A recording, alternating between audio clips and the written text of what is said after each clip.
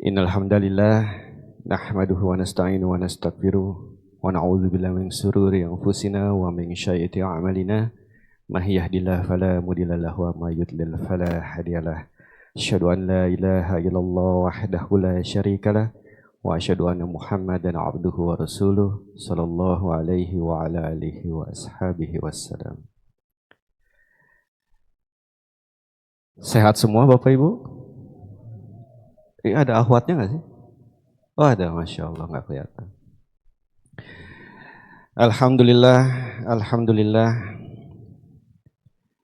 Allah masih memberikan kita nikmat sehat, nikmat iman, nikmat keteguhan hati datang berkumpul untuk melaksanakan salat berjamaah.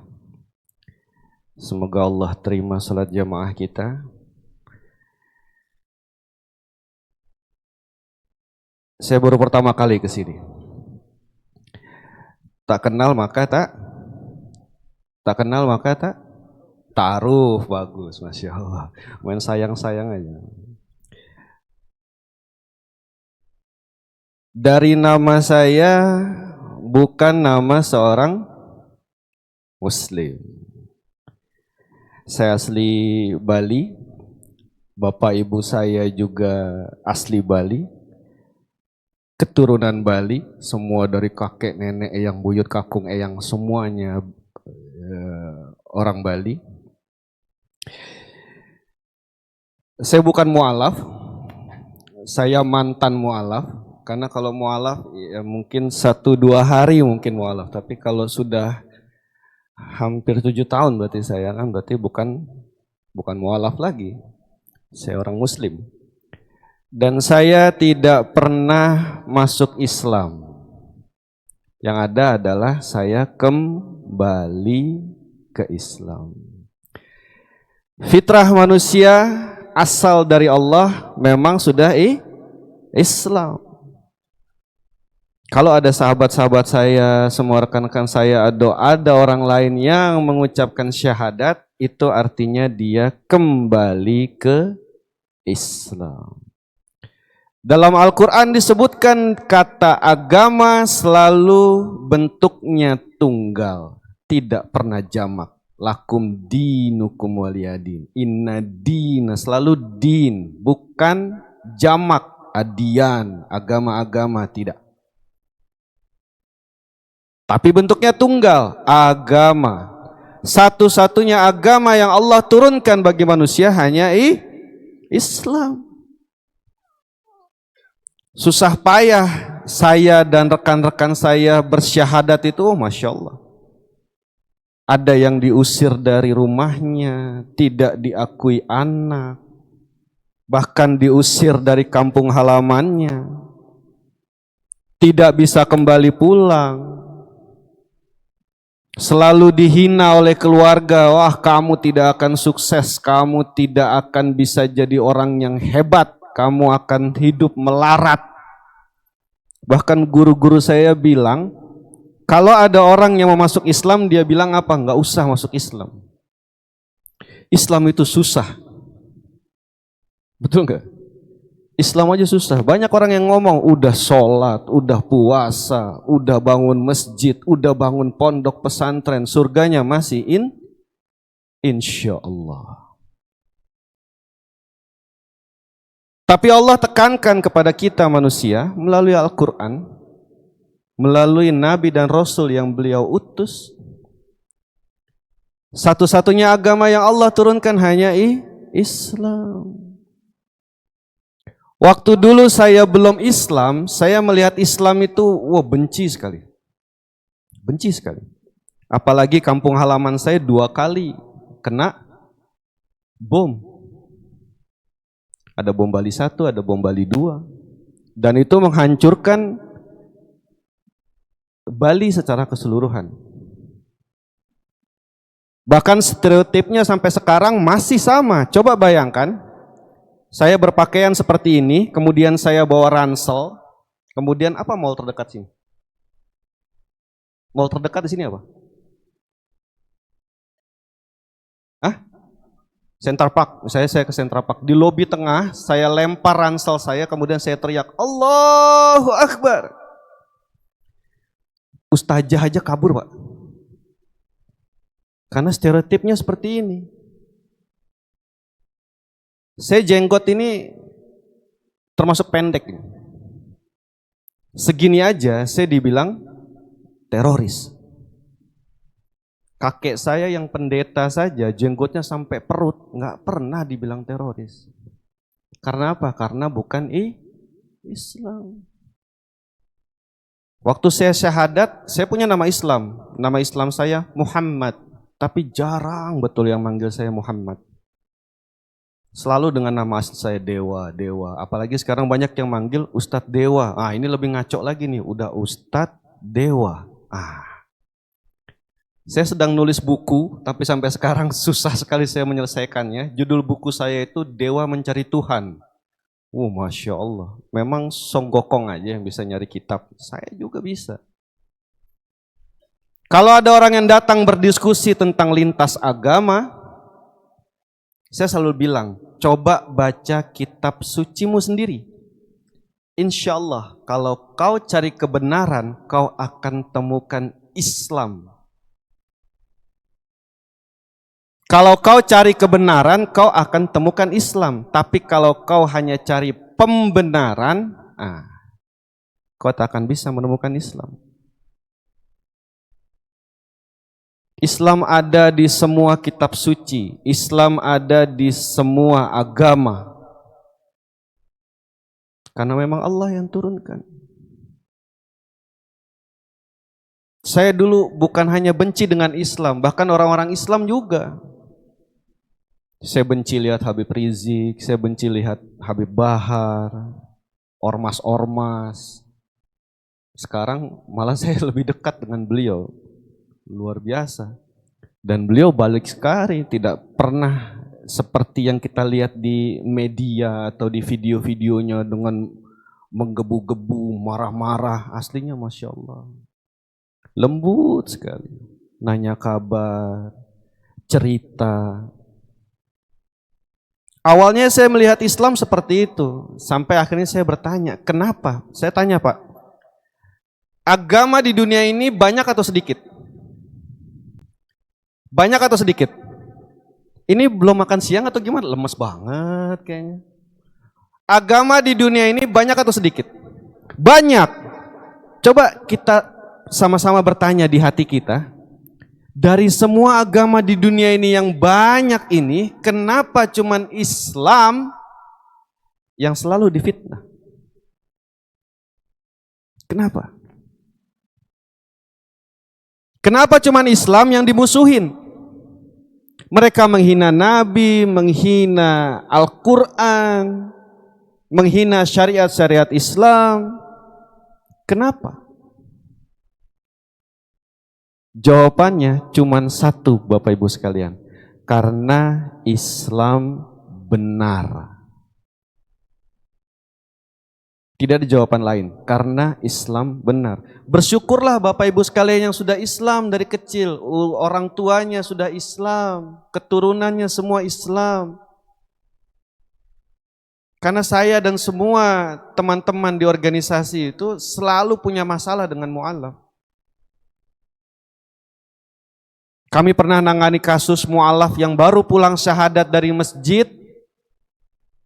Baru pulang syahadat dari masjid, sampai halaman rumahnya disiram bensin sama bapak kandungnya dan dibakar. Meninggal. Bayangkan, saya jamin insya Allah surga bagi dia. Belum pernah sholat, belum pernah puasa Ramadan. Bahkan belum sunat. Oh ini Masya Allah Pak, ini kendala di mu'alaf laki-laki. Sunat. Ngeri Pak, kenapa? Mereka rata-rata umur 30 ke atas, 40 ke atas. Kalau masih kecil sunat, nggak masalah. Ini sudah umur segitu sunat, tiap pagi neraka Pak. Sunat, wallahu akbar. Paling takut mereka sama sunat. Mau sunat laser kayak sunat apa, tapi itu paling takut. Ada mu'alaf kita yang izin sama orang tuanya, Dia bilang, saya mau masuk Islam, papi, mami, saya mau masuk Islam, saya mau syahadat besok. Ribut. Orang tuanya ribut. Dimarahi dia. Berjam-jam dimarahi, akhirnya dia tidur. Nah, pas tidur itulah ayahnya ambil gunting, dipotong lidahnya. Tujuannya apa? Biar nggak bisa syahadat. Ada mualaf kita yang baru syahadat, ngumpet-ngumpet, sampai akhirnya ketahuan keluarganya kalau dia sudah masuk Islam, dipukulin sama ayahnya, kakaknya, omnya, sampai cacat permanen. Ada. Banyak, Pak. Makanya saya selalu bilang sama sahabat-sahabat saya, saudara-saudara saya, bersyukurlah kalian sudah Islam dari lahir, tidak merasakan yang seperti kami rasakan. Kami takut? Enggak. Kami masuk Islam, kami kembali ke Islam karena kami mencari. Kami belajar. Apa betul ini agama yang diturunkan Allah? Apa betul ini satu-satunya agama yang diridhoi Allah? Tidak ada agama lain yang bisa menghafal kitab sucinya kecuali Islam. Karena Al-Quran Allah yang turunkan, otak kita juga yang buat Allah. Seumur hidup saya itu saya cuma bisa bermusik. Sampai sekarang saya masih main musik. Masih sama sahabat-sahabat saya. Masih sama Ustadz Dery Sulaiman. Masih sama Mas Sakti, Silon Seven. Wah, banyak. Dari dulu saya cuma tahu tentang bermusik.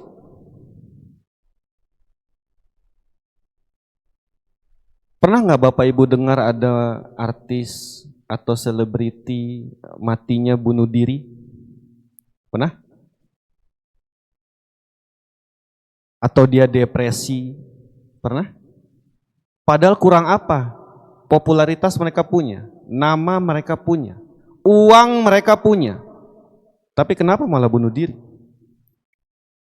Jawabannya cuma satu, karena tidak kenal Allah. Berapa banyak dari kita umat Islam yang menyepelekan sholat, menyepelekan ibadah-ibadah yang lain, sudahlah gampang. Berapa banyak saudara kita umat Islam tapi nggak paham tentang Islam. Saya di YouTube saya pernah berdakwah di sekolah IT di wilayah Jawa. Tahu IT, Pak? Islam terpadu. Pertanyaan saya cuma simpel. Coba sebutkan rukun iman dan rukun Islam. Subhanallah, mereka tidak hafal. Pun kalau ada yang tahu, urutannya terbolak-balik. Program mereka orang-orang yang benci terhadap agama Islam itu tidak seperti dulu lagi. Dulu mereka berusaha untuk orang Islam biar keluar dari Islam, biar murtad semua. Sekarang tidak seperti itu. Yang mereka lakukan adalah mendangkalkan akidah dari generasi umat Islam. Paling sederhana lisannya dia akan bicara, bang, semua agama sama, pasti ngajarin kebaikan. Dia sepelekan syariat Islam. Bahkan tidak paham tentang Islam. Ada di YouTube saya sama di Instagram saya pernah di Car Free Day. Saya cari memang yang kelihatan Islam. Dari mana kelihatannya? Pakai kerudung. Nggak mungkin dia Buddha pakai jilbab, kan pasti orang Muslim. Saya pertanyaannya sederhana sekali. Siapa Nabi setelah Nabi Isa? Bayangkan Pak, berjam-jam saya bikin video itu, nggak ada yang bisa jawab Pak.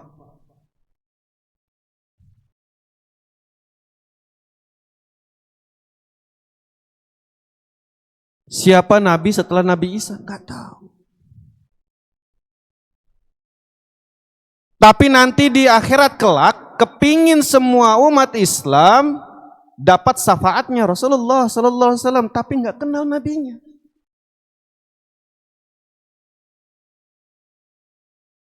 tidak menjalankan sunnah-sunnah nabinya, tidak mendengar dan tidak mau melaksanakan ajaran Rasulullah SAW. Masya Allah.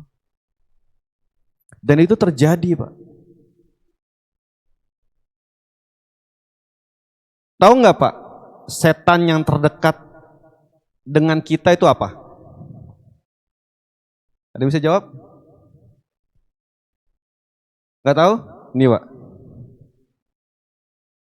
HP. Orang sekarang standarnya TikTok.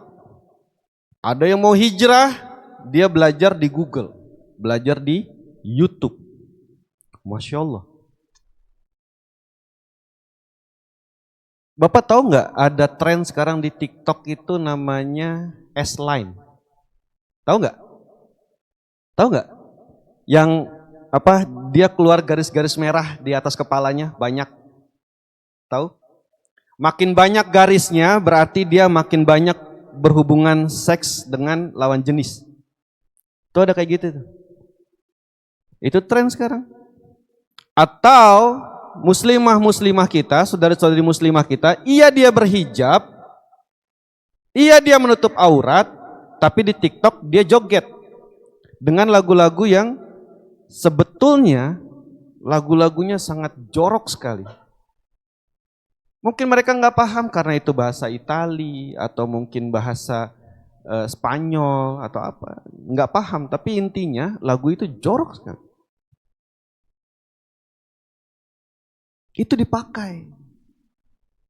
Bahkan di media sosial ada kampanye-kampanye feminim, ada feminisme itu ada. Ada, nanti ada video, ada suara perempuan. Come on guys, kita ini wanita, kita ini kuat, kita ini sanggup, kita ini mampu melakukan apapun. Kenapa takut? Ayo, nah itu sebetulnya kampanye. Makanya sekarang ada banyak anak muda kita generasi Islam nggak mau nikah. Ada yang belum nikah? Tunjuk tangan. Ada yang belum nikah? Takut. Ada yang belum nikah? Cepetan, mau kiamat.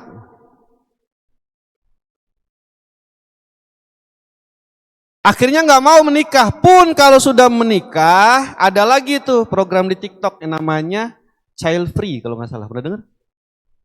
Iya, kami menikah, tapi kami tidak mau punya anak. Ada nggak begitu? Ada, Pak.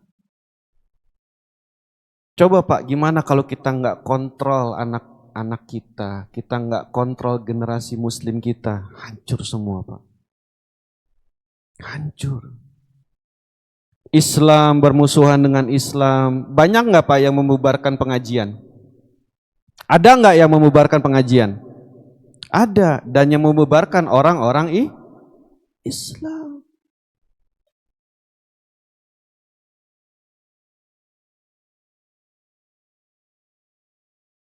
Saya pernah dakwah di Eropa. Sholat fardu mereka ramainya sama seperti sholat Jumat. Sama Pak. Kita, subhanallah. Sholat subuh kosong. Ini jujur nih, Masya Allah, dari semua majelis perkantoran yang juhurnya rame baru di sini nih. Masya Allah. Alhamdulillah. Saya ngisi banyak juhur, habis ini saya ngisi lagi di Bekasi untuk pada asar. Saya jarang ngelihat yang ramai. Biasanya ramai sholat Jumat. Kenapa yang sholat Jumat cuma laki-laki? Ada yang tahu? Kenapa sholat Jumat hanya laki-laki? Karena perempuan nggak mau diceramahin Pak. Jadi datang cuma laki-laki. Sekian banyak saya berdakwah, saya keliling Indonesia, keluar Indonesia untuk berdakwah. Saya pernah ditanya sahabat saya, bro, dakwah mana yang paling susah? Mau tahu jawaban saya Pak? Dakwah ke istri. Allahu Akbar, Masya Allah. Paling susah Pak, bener Pak. Karena kita nggak bisa lawan. Naik motor, sen kiri, belok kanan, itu sennya yang rusak gitu. Dia nggak pernah salah, jadi susah sekali. Saya selalu bilang, saya bikin pengajian, ada tuh anak-anak pang, tahu ya Pak ya anak pang ya. Nah saya bikin namanya pangajian. Ada di Jawa saya bikin ekspreso, ekspreman Solo. Ada di Jogja saya namanya itu ekspas, ekspreman pasar. Ada teman-teman geng motor namanya biker subuh. Itu Masya Allah itu. Sholat subuh nggak boleh telat. Kalau telat namanya jadi jelek. Biker suruk itu kan nggak bagus ini. Biker subuh. Tetap mereka geng motor, jalan, San Mori, tapi sholat subuh di masjid. Saya juga dakwah resmi di DLN, Dai Lapas Nasional, di lapas-lapas. Jadi kalau saya safari dakwah di luar kota, ada aja jadwal untuk lapas. Masya Allah. Itu ladang dakwah saya. Saya ke pelosok, ke lembah, ke hutan, ke gunung. Karena rata-rata mereka Islam tapi tidak tersentuh dakwah kita.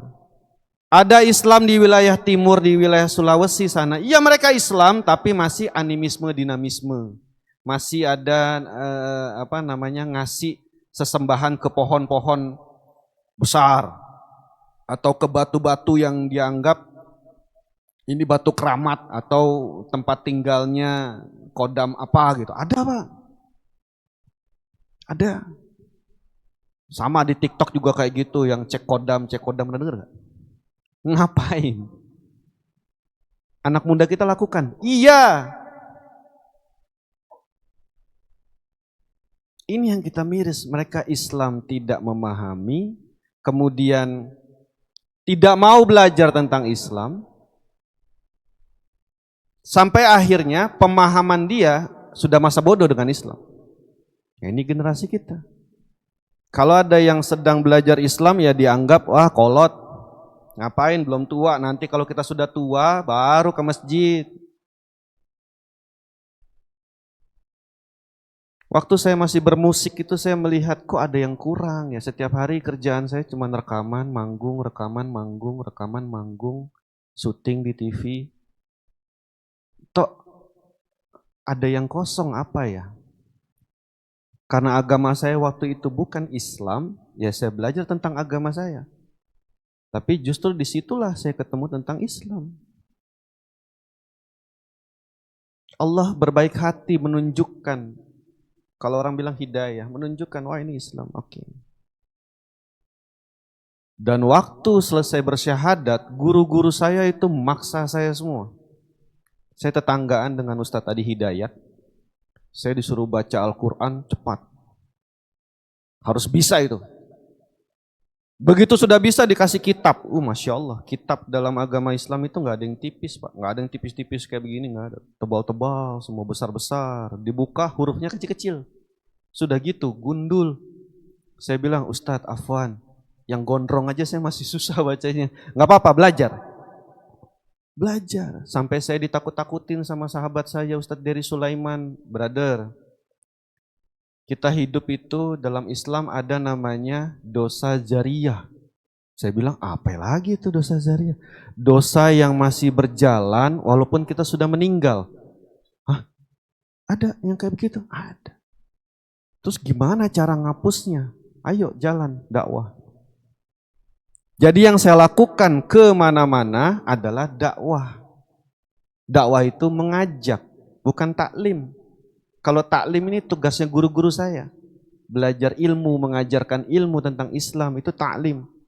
Tapi kalau yang saya lakukan sekarang, dakwah, ngajak, ngingatin diri saya sendiri, ayo. Allah panggil kita tiap hari Pak. Tiap hari. Hayya 'alas shalah. Datang. Sini, dipanggil sama Allah. Hayya 'alal falah. Kau mau jadi apa? ketua Bapenda, gubernur, presiden, menteri, mau jadi apa? Sini datang, Allah sudah panggil kita, kitanya yang nggak mau datang. Banyak minta sama Allah, tapi kita nggak mau datang kalau Allah panggil. Nanti kalau sudah banyak masalah, banyak problem dalam hidup, baru tuh nangis-nangis di sejadah. Ya Allah, ya Rabb, tolong hamba. Hamba punya masalah ini. Baru. Dan luar biasanya Allah kita bukan baper. Dia nggak akan bilang kemana aja ente. Baru datang sekarang lagi susah. Dulu lagi senang lupa. Itu biasa terjadi sama kita. Nah, disinilah saat kita selalu dalam keadaan dekat dengan Allah apapun yang terjadi pada hidup kita. Ada di sini yang nggak punya masalah? Tunjuk tangan. Ada? Atau masalahnya sedikit? Ada?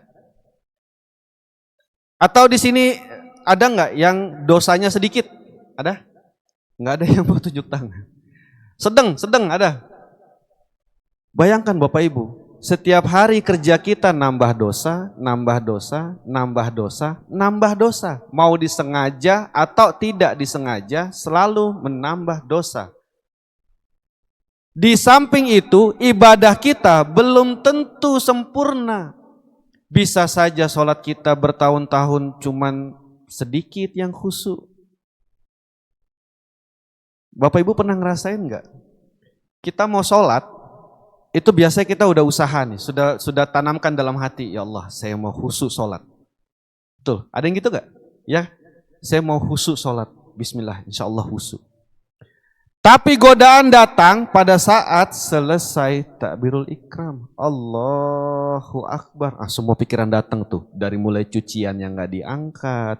Dari mulai, nanti sore ada meeting. Ada aja gangguannya. Datangnya setelah kita takbirul ikram. Itu gangguan. Itu godaan syaitan. Karena kita sedang menjalankan hal yang benar. Hal yang baik. Pasti setan ganggu. Saya mau kasih hadiah nih. Jangan dijawab, langsung tunjuk tangan aja ya. Tunjuk tangan, baru jawab, saya kasih hadiahnya. Ini Al-Quran yang biasa kita pakai di majelisnya Ustadz tadi Hidayat. Tunjuk tangan yang tahu. Siapa nama asli dari iblis? Tunjuk tangan. Hah? Oh enggak. Insya Allah. Padahal silakan. Padahal silakan. Hah? Silakan. Anda sudah janji kasih hadiah insya Allah. Mudah-mudahan jadi berkah insya Allah. Wa iyyakum barakallahu fiik. Oh, Masya Allah.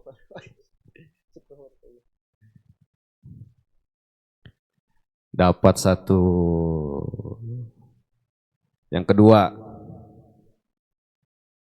Ada lagi nih. Tunjuk tangan ya.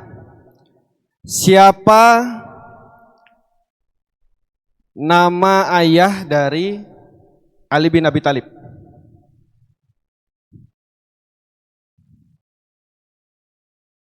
Tunjuk tangan.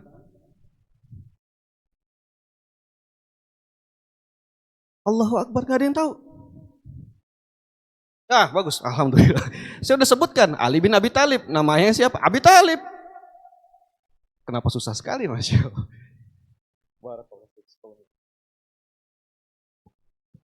Baru dua, sisanya nanti, tenang. Itu yang terjadi dengan umat kita. Saya pernah ditanya sama teman, di mana dakwah paling susah? Istri susah, oh Masya Allah Pak, saya ya Allah Akbar. Istri saya tuh pintar cari uang. Saya taruh di mana aja ketemu sama dia. Sampai di sepatu taruh ketemu sama dia. Masya Allah pintar cari uang. Pernah mau kondangan keluar. Dia tanya sama saya, dia bawa baju dua. Baju merah sama biru. Pak, kita datang kondangan pakai baju merah apa biru? Kan nanya ya. Nanya saya jawab dong. Biru aja, birunya bagus. Mau tahu jawabannya apa, Pak? Tapi Pak, merahnya keren. Tuh. Bayangkan Pak, saya ribut 1 jam cuman gara-gara baju biru dan baju merah. Saya nggak mau ribut, saya tinggal ke teras, saya tungguin. Bapak tahu dia keluar baju apa? Hijau. Bayangkan, Masya Allah. Tapi itulah ujian kita, karena setiap manusia pasti ujiannya beda-beda. Ada yang ujiannya ekonomi, ada yang ujian anaknya, ada yang ujian istrinya, ada yang ujian pekerjaannya, ada yang ujian dengan orang tuanya, banyak. Tapi Allah sudah kasih kunci jawabannya. Saya pernah bertanya sama guru saya, Ustadz, afwan, amalan apa sih? Ya biar kita itu dimudahkan ujiannya, selalu dikasih solusi, jalan keluar dengan mudah. Tahu nggak kata guru saya apa bilang? Manusia diciptakan bukan untuk cari solusi atau jalan keluar dari masalah. Tapi wa ma khalaqtal jinna wa insa illa liya'budun. Allah ciptakan jin dan manusia kecuali untuk ibadah. Jadi kalau Bapak Ibu sekalian punya ujian, coba cek ibadahnya. Dekatkan diri sama Allah. Kalau guru-guru saya tuh bilang, istilahnya kejar dunia dan akhirat itu, dunia itu seperti kambing dan akhirat itu tali. Kebalik ya. Akhirat itu kambing, dunia itu tali. Sorry. Jadi nggak mungkin kita beli tali dapat kambing. Tapi kalau kita beli kambing, pasti dikasih talinya. Jadi kalau kita berlelah-lelah mengejar akhirat, Allah mudahkan dunianya. Tapi kalau kita selalu fokusnya hanya dunia saja, tadi ibaratnya seperti kita beli tali. Nggak mungkin kita beli tali dapat kambing. Tapi kalau kambing ini adalah akhirat, kita kejar akhiratnya, dapat kambingnya, pasti dikasih talinya. Rasulullah SAW sudah sampaikan itu. Bahkan para sahabat dulu, sahabat Nabi, tidak pernah curhat sama Nabi kalau punya masalah. Enggak pernah. Ya Rasulullah, istriku bawel. Ya Rasulullah, anakku nakal-nakal, enggak ada yang mau belajar. Enggak pernah. Tapi para sahabat selalu curhat kepada Rasulullah SAW jika hidupnya tidak pernah ada masalah. Ya Rasulullah, istriku tidak aku ajarkan dia solehah. Anak-anakku tidak aku didik, tidak aku awasi. Mereka baik semua. Rezeki nggak saya cari datang ya Rasulullah. Allah nggak pernah saya kasih saya sakit. Itu baru para sahabat curhat kepada Rasulullah SAW. Kenapa kok hidupnya lurus-lurus aja, nggak ada masalah? Karena apa? Karena para sahabat meyakini satu hal. Hanya orang-orang yang beriman yang diuji oleh Allah. Jadi kalau para sahabat dulu mendapat ujian dari Allah, mereka bersenang hati. Alhamdulillah, aku masih dicap orang beriman oleh Allah. Jadi kalau Bapak Ibu merasa hidupnya lurus saja, tidak ada ujian, tidak ada cobaan, tidak ada masalah, istighfar. Mungkin Allah tidak mencap Bapak Ibu sebagai orang yang beriman. Terakhir, saya cuma dikasih sampai jam 1. Ada tanya jawab? Mungkin tanya jawab sedikit, nanti kalau nggak kebagian tanya jawab ya nanti lewat WhatsApp saya aja lah. Saya mau bercerita bagaimana Islam sampai masuk ke hati di setiap manusia. Ini kisah antara Abu Dardah dan Salman Al-Farisi. Singkat ceritanya. Suatu ketika Salman Al-Farisi bertemu dengan sahabat Abu Dardah. Wahai saudaraku Abu Dardah, Assalamualaikum warahmatullahi wabarakatuh. Waalaikumsalam warahmatullahi wabarakatuh saudaraku. Bagaimana kabarmu? Berdua bertemu. Sampai akhirnya sahabat Salman Al-Farisi menyampaikan kepada sahabat Abu Dardah. Wahai saudaraku Abu Dardah, aku butuh pertolonganmu. Abu Dardah bingung. Pertolonganku? Hei, nyawaku pun kau minta, aku beri. Butuh tolong apa? Tuh bayangkan. Itu para sahabat dulu gitu. Ada yang minta tolong, dia jawab. Minta tolong. Kau minta nyawaku aja aku kasih. Ayo, tolong apa? Aku ingin kau membantuku melamar seorang wanita. Aku pernah melihat wanita itu dan aku tahu rumahnya. Aku ingin kau datang ke rumahnya dan sampaikan amanahku untuk melamarnya. Oh gampang, sip 86, jalan Abu Dardah. Sampai di rumah wanita itu dia ketok. Assalamualaikum warahmatullahi wabarakatuh. Dibuka oleh ayahnya. Masya Allah, sahabat Rasulullah. Fadal silakan masuk. Masuk. Ada apa? Engkau datang ke rumah kami. Sesungguhnya aku datang ke rumahmu untuk melamar anak putrimu. Karena aku membawa amanah dari sahabatku, saudaraku Salman Al-Farisi. Aku datang membawa amanah dari Salman Al-Farisi untuk melamar putrimu. Oh, oke. Bagaimana jika engkau tunggu sebentar, biar aku bicara dengan anakku dan juga istriku? Oh, silakan. Ngobrol, rapat paripurna di ruang makan. Sampai akhirnya keluar lagi ayahnya. Wahai sahabat Rasulullah, aku sudah bicara dengan putriku dan juga istriku. Bagaimana? Apa kau terima lamaran dari saudaraku Salman Al-Farisi? Putriku inginnya engkau yang menjadi suaminya. Wow, pusing ya Pak. Sahabat Salman Al-Farisi pusing dia. Lagi mikir seperti itu, ayahnya pintar, dikeluarkan putrinya. Masya Allah, cantik, tambah pusing. Wah gimana? Sampai akhirnya diputuskanlah oleh sahabat Abu Dardah menikahi wanita itu. Berhari-hari menghindari sahabat Salman Al-Farisi jangan sampai ketemu. Masya Allah, saya datang ke rumah itu untuk membawa amanah melamar putrinya, malah aku nikahi. Wah, Masya Allah. Sampai akhirnya tidak bisa dihindari. Bertemulah. Terdengar suaranya Salman Al-Farisi. Assalamualaikum saudaraku Abu Dardah. Abu Dardah bingung. Allah gimana? Waalaikumsalam warahmatullahi wabarakatuh.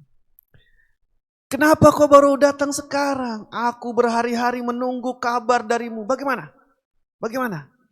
Apakah kabar baik? Abu Dardah bilang, maafkan aku saudaraku. Sesungguhnya aku sudah datangi rumah wanita itu, bertemu dengan orang tuanya dan menyampaikan amanah darimu untuk melamar putrinya. Tapi wanita itu inginnya aku yang menjadi suaminya. Maafkan aku saudaraku, aku sudah menikahi wanita itu. Teriak Salman Al-Farisi, Allahu Akbar. Kenapa engkau minta maaf? Harusnya aku yang meminta maaf. Kaget. Kenapa jadi engkau yang minta maaf? Maafkan aku saudaraku. Karena aku sudah mencoba melamar wanita yang sudah Allah tentukan menjadi istri. Coba. Kalau itu terjadi di Papenda gimana gitu? Itu iman, itu takwa, dan itulah persaudaraan Islam yang sesungguhnya. Bukan Islam yang saling ribut karena sholat subuh nggak kunut sama kunut. Islam berkelahi hanya karena satu maulid, satu nggak maulid. Ada mualaf kita sedang belajar doa-doa untuk sholat istiftah. Hari pertama dia belajar Allahu Akbar kabira walhamdulillahi katsira. Temannya di sebelah bilang, oh ente NU. Hari ketiga dia belajar doa selanjutnya istiftah yang lain. Allahumma ba'id baini wa bain. Oh ternyata ente Muhammadiyah. Ini apa? Kenapa Islam kita dikotak-kotakan seperti itu? Yuk kita sama-sama mendekatkan diri kepada Allah. Sama-sama kita bertakwa kepada Allah. Sama-sama kita saling mendalami tentang agama Allah ini. Sama-sama kita meneladani dan menjalankan sunnah-sunnah yang diajarkan oleh Rasulullah SAW. Kita pahami tentang Islam, kita pahami tentang Allah, dekatkan diri dengan Allah. Apapun yang kita lakukan, kita kerjakan karena Allah. Saya bekerja setiap hari cari nafkah karena Allah. Saya cari uang untuk bayar sekolah anak saya. Itu juga karena Allah. Ibadah pun juga karena Allah. Bukan karena riya, bukan karena sombong. Sudah terlalu banyak kita lihat di media sosial orang yang dermawan, mau menyumbang, mau berdonasi, membantu orang susah, ngasih makan orang miskin. Bedanya adalah donatur zaman dahulu memberi kepada orang yang tidak mampu sembunyi-sembunyi. Kalau sekarang, iya mereka berderma, iya mereka bersedekah, iya mereka memberi orang miskin, tapi sambil bawa kamera. Untuk apa? Konten. Astagfirullah. Kita buka sesi tanya jawab, nggak banyak mungkin. Karena saya tahu Bapak Ibu sekalian harus bekerja kembali. Ada yang mau bertanya? Silakan. Yang gampang-gampang aja tanyanya, Bang, kalau habis wudhu kentut batal nggak? Ada yang mau bertanya? Silakan. Nggak ada. Yakin, Pak? Susah loh saya datang ke sini. Nggak ada? Baik kalau gitu. Kalau misalnya Bapak Ibu ada pertanyaan atau ada sesuatu yang ingin dipertanyakan atau ingin bertanya soal kemu'alafan atau tentang pemurtatan, ada teman, kerabat, saudara, tetangga, orang yang dikenal mau masuk Islam, mau bersyahadat, mau bertanya sama saya silakan. Ada yang keluarga, kerabat, kenalannya ada yang keluar dari Islam, mau konsultasi juga boleh. Nanti silakan tanya ke DKI Masjid nomor handphone saya atau ke media sosial saya. Bisa di Instagram, bisa di Facebook, bisa di YouTube, bebas. Pokoknya cari aja Dewa Putu Adi. Nah, nanti lihat fotonya, ada foto Dude Herlino, mirip Dude Herlino, itu foto saya. Nanti DM aja di situ, tanya apa silakan. Mudah-mudahan kita semua menjadi orang-orang yang selalu diberi kesabaran oleh Allah. Menjadi orang-orang yang pandai bersyukur atas semua yang Allah limpahkan kepada kita. Mudah-mudahan juga nanti kita bisa dipertemukan lagi di lain kesempatan. Dan mudah-mudahan insya Allah jika nanti waktu kita habis dan Allah matikan kita, semoga Allah matikan kita dalam keadaan sedang taat-taatnya kepada Allah. Subhanaka wa bihamdi asyhadu an la ilaha illa anta astaghfiruka wa atubu ilaik. Assalamualaikum warahmatullahi wabarakatuh.